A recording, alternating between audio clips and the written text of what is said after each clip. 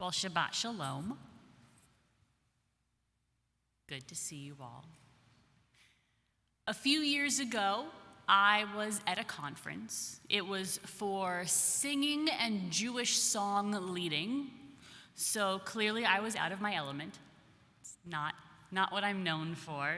So what I did was go to all the different sessions that had nothing to do with me having to actually stand up and sing. One of those sessions changed my trajectory as a rabbi. In this particular session, I heard from parents talking about how they wanted to be at shul, they wanted to bring their kids to shul, but their kid, for example, couldn't sit for the 3 hours it took. Their kid needed to be able to move, to walk, maybe to pace back and forth.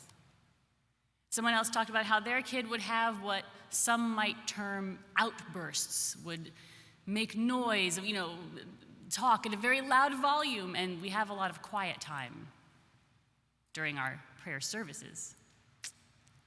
Someone talked about how, and this is pre-COVID days, how there's just so many folks at shul. Think about high holidays. In a synagogue, you could have thousands of people at services, and that's a lot of social stimulation for a neurotypical person, but for some kids, it's just too much.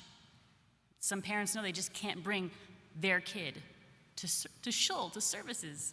Or the sound is amplified. It's so loud in here sometimes, and for some kids, that's just too much. It's too much. I'd never heard these kinds of stories before, and it broke my heart to hear them. Listening to these parents' stories, you can hear the pain, right? You can hear the pain in what they were saying, their pain on behalf of their children who couldn't be at shul, and their own pain as well, at feeling like there was not a place for them at shul. And the truth of the matter is, there are plenty of kids in every shul everywhere, and adults too, who are autistic or have various sensory processing issues, for whom being in shul, as so many of us experience it, is not the kind of spiritual experience that they need it to be. And they and their parents, their families, feel unwelcome. Now, the vast majority of people at shul don't ever say to them, this isn't for you, go away, get out. People don't usually say that kind of a thing out loud, but the looks that these families get sometimes when their child is just being who they are, and the lack of accommodation makes them feel so very other in the one place that should accommodate every part of their being and every Jew. It's easy to do this, to be fair. It's easy to other a person, to reinforce for someone that they are outside the bounds of what is acceptable for the community. I think that that's why the Torah focuses so strongly on how to bring people in who are out. Tazria Metzora gets a bad rap. I will stand up here and say that any day of the week. It's the leprosy parsha. It's the part of the Torah we read that's all about leprosy, which it's not untrue. There's a lot of stuff in what we just read about instructions for the ancient priests of how to evaluate various infectious skin conditions, when to force folks to quarantine. So it's easy to think that that is the big focus of what's written in this part of the Torah that we read today. But I think that we're looking at it backwards. I think the real anxiety, when you read the words that are written there, the real anxiety in Tazria Metzora is not about how do we kick people out. It's how do we get folks back in. Think about it.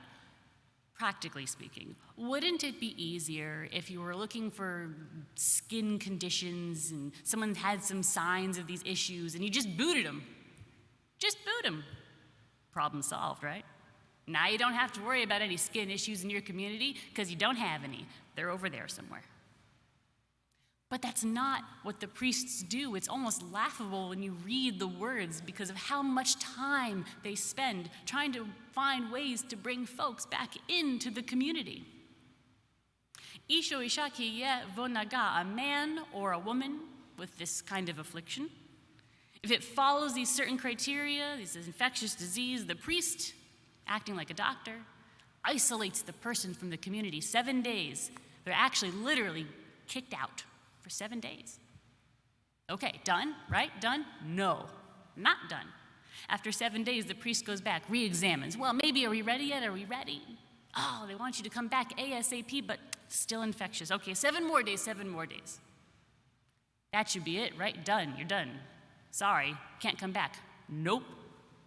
After 7 days, the priest comes knocking at your little isolation area. Okay, how are we doing? Can we come back? Are we still infectious? Dang it. 7 more days. The priests keep trying and trying. They go back again. You think it'd be, 2 strikes, you're out. 3 strikes, you're out. No. The priests come back. Let's see your clothes. Maybe there's something with your clothes. Let's examine. What kind of material is it? Well, maybe if we clean it in a certain way, then we can have you just come back and we can be together. Maybe your dishes need to be cleaned in a certain way. It's like maybe your walls. It's hilarious to read.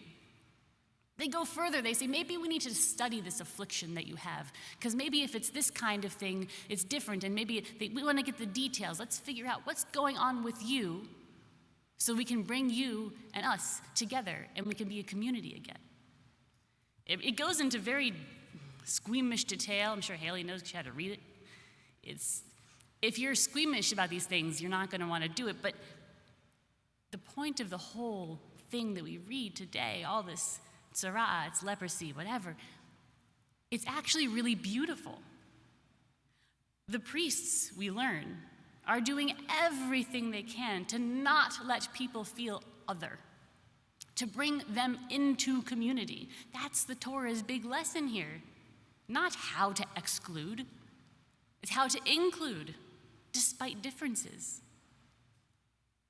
I felt bad leaving that conference, like I should have known. I'm a rabbi. I should know about this need that exists, about these whole swaths of people who just can't feel at home in a place that I love to be. So when I got back, I talked to Rabbi Strauss about what I learned, about the stories that I heard. And he said, we have a whole committee of folks with the same concerns. Whatever you want to do, he told me, to make Beth Yeshurun a place where more Jews can do Jewish, do it. So we worked together, the committee and I. We talked a long time. I talked to lots of parents. I worked with parents like the ones from the conference, but here in our community. I talked to organizations that this is what they do. I talked to the conservative movement itself.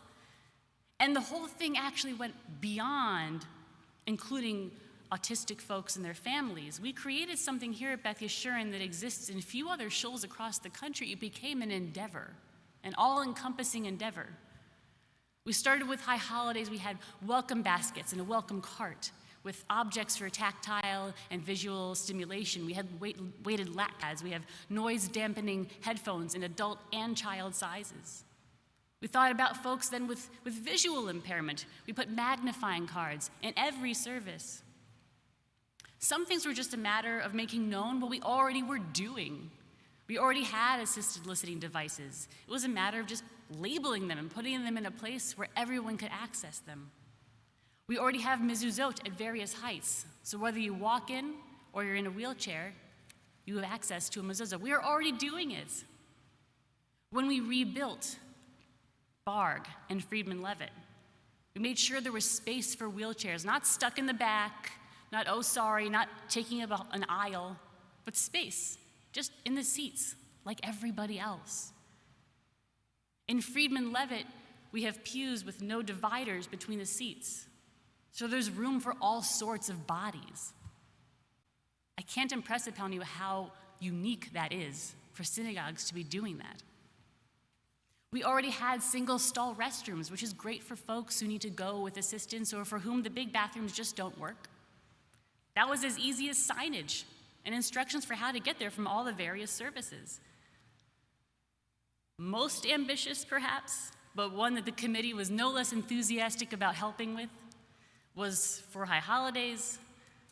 I met with parents, and we talked a lot about how they want the space that they're in services to exist for them as well. Services that already exist, but that there is something very freeing about being in your own space. So I brought a version of a Rosh Hashanah afternoon service with different zones for amplified sounds, some louder, some softer, with signs so people could see what page we would be on. That can cause a lot of anxiety when you don't know, with a shofar blowing in the hall, with less social stimulation because it was a smaller group, but the same rabbi, the same song leader as any morning service that any other person would go to, and the addition of so many folks in our own community with disabilities. Not to parade them as a show, but so that they could feel ownership over these services, our services, and that they could see themselves represented on the bima. Because sometimes bringing folks into community is making sure they have a space of their own too. And we ended with tashlich, the tashlich that the whole community does, all of Beth Yeshurun and lots of other folks too, right across the street at the bayou. Everyone together, tossing bread in the water and enjoying ice cream. We truly lived like the priests in the ancient times, working to bring people into community, to accommodate needs, to overcome barriers to having a prayerful Jewish experience. And we did that here at Beth Yeshurun. It's still a work in progress, of course. We're always finding new ways to make our shul available for more people. And we should be proud of ourselves for everything we have done and everything we're working on. Because honestly, it's really easy to exclude people. It's easy because you don't have to do anything. But the Torah compels us. Judaism compels us to look beyond ourselves for those who are not in the room and ask, how do we get them here? And so the next time you find yourself in a space that feels like it was made for you, ask yourself that question. Who's missing? And then, like the ancient priests we read about today, ask the folks themselves who are not there what they need to join in and make it possible to include them with the community. After all, we are all created B'Tselem Elohim in the image of God. What is more godlike than honoring the divine in all of us? Shabbat Shalom.